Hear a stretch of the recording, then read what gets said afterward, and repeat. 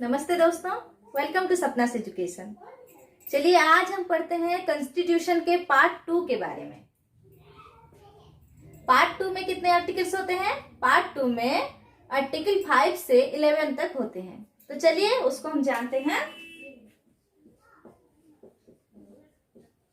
Part 2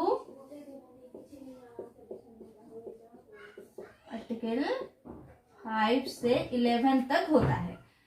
तो इसे भी हम एक डायग्राम के माध्यम से समझते हैं। 5, 6, 7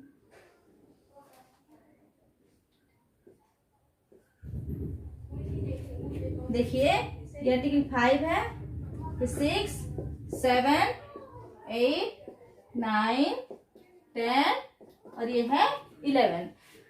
तो देखिए आर्टिकल 5 में क्या कहा जाता है, पहले मैं बना देती हूँ फिर आप लोगों को समझाऊंगी। प्रारंभ, इसमें है प्रारंभ, फिर उसके बाद पाकिस्तान टू इंडिया, फिर इसमें आया India to Pakistan, India to Pakistan, फिर पाकिस्तान टू इंडिया। ठीक है। और आर्टिकल 8 में आता है हमारा माता पिता भारतीय हो तो बच्चा। देखिए, ये आप लोगों को समझने के लिए, इजीली आप लोग समझ पाए इसलिए मैं ये डायग्राम बना रही हूँ। ठीक है। आर्टिकल 9 में ये लिखा गया है कि विदेशी नागरिकता, विदेशी नागरिकता अगर कोई ले, अगर कोई विदेशी नागरिकता ले लिया हो तो उसे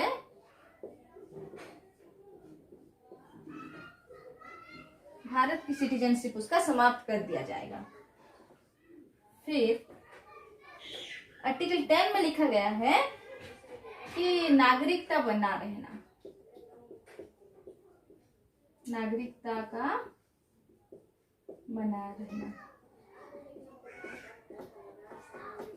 और इसमें है संसद। अब देखिए, अब हम आराम से समझेंगे। ठीक है, बहुत अच्छे से समझेंगे, आप लोग ध्यान से सुनिए। पार्ट 2 कॉन्स्टिट्यूशन के पार्ट 2 में आर्टिकल 5 से 11 तक आते हैं। पार्ट 2 में क्या कहा गया है? सिटीजनशिप के बारे में कहा गया है, नागरिकता के बारे में। टोटल पार्ट 2 में नागरिकता के बारे में कहा गया है। ठीक है। किसके बारे में? सिटीजनशिप, सिटीजनशिप के बारे में कहा गया है। ठीक है। तो देखते हैं आर्टिकल 5। आर्टिकल 5 में ये मैंने प्रारंभ क्यों लिखा, इसमें है सिटीजनशिप जो है वो भारत के कॉन्स्टिट्यूशन के प्रारंभ में है। ठीक है। आर्टिकल 5 में जो प्रारंभ लिखा गया है ये क्या है? भारत के जो संविधान है, भारत के संविधान में लिखा गया है कि हम किसे अपनी सिटीजनशिप, भारत की सिटीजनशिप किसे देंगे। तो इसके लिए कुछ कंडीशंस है। देखिए क्या है। सबसे पहले तो जो जिस पर्सन को सिटीजनशिप चाहिए वो भारत में पैदा हुआ हो। फिर सेकंड में आते हैं उसके माता पिता, उसके माता पिता अगर भारत में पैदा हुए हो तो भी उससे सिटीजनशिप मिल सकती है। अब देखिए, इसे मिटा देती हूँ, फिर 3 नंबर में क्या कंडीशन है वो दिखाऊंगी आप लोगों को। देखिए नंबर 3 में है भारतीय संविधान लागू कब हुई? 26 जनवरी 1950 को। देखिए 26 जनवरी 1950 को भारत की संविधान लागू हुई। तो भारत की संविधान लागू होने से 5 साल पहले, 5 साल पहले से अगर कोई भारत में रह रहा हो, जैसे कि 1945 से अगर कोई भारत में रह रहा हो तो उसे भी भारत की सिटीजनशिप मिलेगी। ठीक है। तो देखिए आर्टिकल 6 में क्या है? आर्टिकल 6 में ये जो पाकिस्तान टू इंडिया मैंने लिखा है, तो इसमें क्या हुआ है? देखिए 1947 को क्या हुआ था? 1947 में देश का विभाजन हुआ था, एक पाकिस्तान हो गया और एक इंडिया हो गया। तो ये देश का जो विभाजन हो गया, इस मतलब इसके कारण क्या हुआ था? अराजकता फैल गई थी देश में। तो इसे संभालने के लिए, बैलेंस करने के लिए भारत सरकार ने क्या किया? भारत सरकार ने 1948 जुलाई, ठीक है, 19 जुलाई 1948 को भारत सरकार ने एक रूल्स बना दिया। वो क्या है? परमिट। ये एक रूल्स है, परमिट रूल्स। कब बनी थी? 19 जुलाई 1948 को, ठीक है। इसके 1947 के एक साल बाद 19 जुलाई 1948 को परमिट रूल्स भारत सरकार ने बनाए। तो परमिट रूल क्या है? परमिट रूल ये है कि पाकिस्तान से जो लोग इंडिया आ रहे हैं, जो लोग पाकिस्तान से इंडिया आना चाहते हैं, उन्हें परमिशन लेनी पड़ेगी, परमिट लेनी पड़ेगी। तो परमिट भरने के 6 महीने बाद, 6 मंथ, परमिट भरने के 6 महीने बाद ही उनको सिटीजनशिप मिल सकती है। अगर कोई भारत से अगर कोई पाकिस्तान से इंडिया आना चाहे तो उसे सबसे पहले परमिट भरनी पड़ती है, और परमिट भरने के 6 महीने बाद ही उसको सिटीजनशिप मिल सकती है, ठीक है।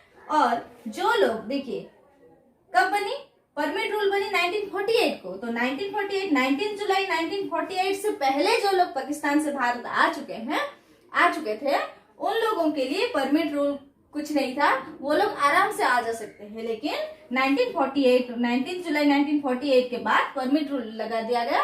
तो परमिट भरने के बाद ही वो लोग इंडिया में आ सकते, मतलब इंडिया की सिटीजनशिप उनको मिल सकती है, ठीक है।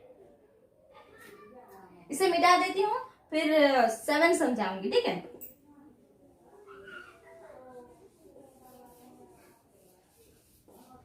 तो देखिए इसमें मैंने देखिए India to Pakistan and Pakistan to India, दोनों एरो मार्क दी हूं मैं। इसलिए दी हूं क्योंकि भारत की जब विभाजन होने वाली थी, तो लोगों ने क्या किया? विभाजन होने से पहले ही कुछ लोगों ने इंडिया को छोड़ के पाकिस्तान चले गए थे, और जब पाकिस्तान ने अपनी असली रूप दिखा दी उन लोगों को, तो वो रह नहीं पाए पाकिस्तान में और फिर से इंडिया आना चाहे। तो इंडिया फिर से आना चाहते थे वो लोग, तो कैसे आएंगे? उनके लिए भी एक रूल है, उनको रजिस्ट्रेशन करना पड़ता था, उनको भी रजिस्ट्रेशन करना पड़ता था। वो वही जो परमिट रूल है, तो उनको भी रजिस्ट्रेशन करना पड़ता था, और रजिस्ट्रेशन करने के 6 मंथ बाद उनको भी सिटीजनशिप मिल सकती थी उनको, ठीक है। वो भी रजिस्ट्रेशन के 6 मंथ बाद ही, ठीक है। फिर देखते हैं, इसे मिटा देती हूं। तो आजकल अगर हम देखें तो आर्टिकल 6 और 7 की कोई मतलब इतनी महत्व नहीं रही, ठीक है।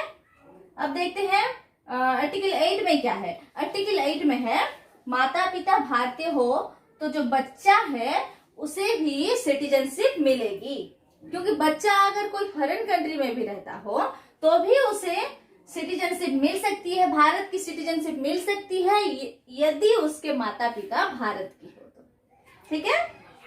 यही लिखा गया है आर्टिकल 8 में। और आर्टिकल 9 में क्या है? विदेशी नागरिकता। अगर कोई स्व इच्छा से अगर कोई भारत के विदेश की नागरिकता अपना लेता है, तो भारत की जो नागरिकता है वो उसका समाप्त कर दिया जाएगा, भारत की नागरिकता को समाप्त कर दी जाएगी अगर कोई विदेशी नागरिकता को अपना लेता है तो, ठीक है।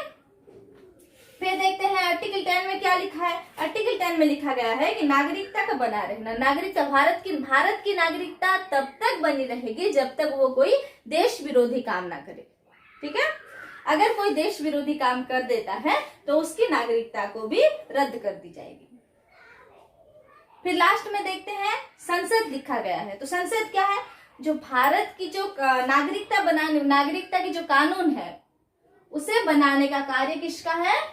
संसद का है।